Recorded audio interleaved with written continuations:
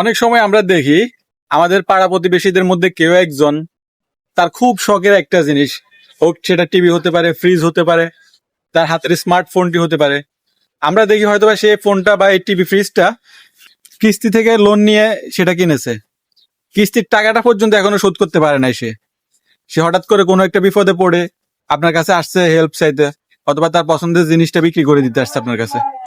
আপনি কি করতেছেন? তার এই দুঃসময়ের সুযোগ নিয়ে জিনিসটার দাম যদি হয় 20,000 টাকা, আপনি তাকে বলতেছেন 5,000 টাকা।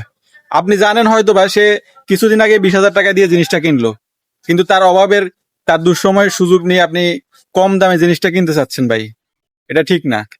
আমার কাছে মনে হয় আপনি জিনিসটা না কিনে তার প্রবলেমটা শুনুন, তার প্রবলেমটা শুনে সলভ করার চেষ্টা করেন। আপনি একা যদি সলভ করতে না পারেন, আপনার মতো স্বাবলম্বী আরো 2-1 জনকে নিয়ে, আপনার বন্ধু বান্ধবদেরকে নিয়ে তার সমস্যাটা আজকে সমাধান করে দেন। দেখবেন এটার প্রতিদান স্বয়ং আল্লাহ আপনাকে দিবে, কোনো না কোনো ভাবে পেয়ে যাবেন ইনশাল্লাহ।